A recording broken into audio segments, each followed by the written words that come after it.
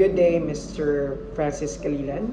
My name is Rene M. Cervantes, physical education teacher here in St. Paul College of Parañaque. What is the relationship between instruction and assessment? A good instruction makes a good assessment, and a good assessment makes a good instruction. Let me discuss it one by one. First is that a well-defined instruction in giving the learning objectives. These learning objectives will be the guide in making and deciding the best assessment for a specific lesson. Second is the giving of instruction during the discussion and activities. So it will be a good exercise for the students to be ready for the assessment.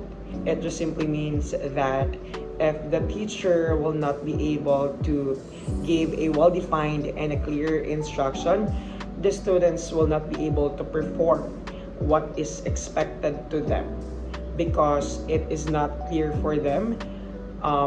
Hindi sure yung mga bata if ano ba yung dapat nilang gawin and ano yung dapat nilang ma-reach na goal at the end of the lesson. On the other hand, a good assessment makes a good instruction. First, we can get feedback from our assessment. From that, the teacher will know what are the strengths and weaknesses of the students on the lesson. And from that, also, the teacher can evaluate if there is a need to change, improvise, or improve from the instruction given. This can also help the students to reach the learning objectives set to the lesson. And baka ito din yung instruction kung saan mas komportable at mas naaayon sa ating mga estudyante. Second is that assessment informs instruction. So from the assessment, the teacher can evaluate what is the best instruction to be given on a specific lesson.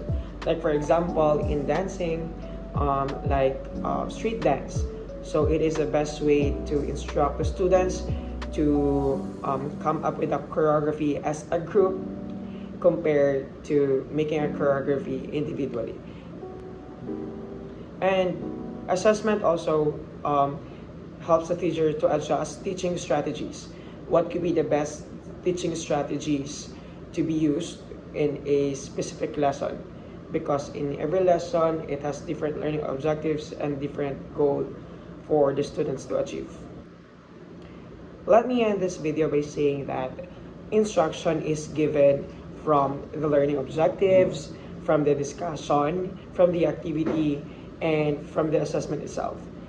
Instruction and assessment are part of the learning process. Ibig sabihin, kapag may mali o kapag may kulang sa instruction, of course, maaapektuhan ang ating assessment. At if may mali or kulang sa ating assessment, it means may kulang sa ating instruction. So yes, utilizing effectively instruction and assessment can ensure our students to have a quality, more engaging, and effective education.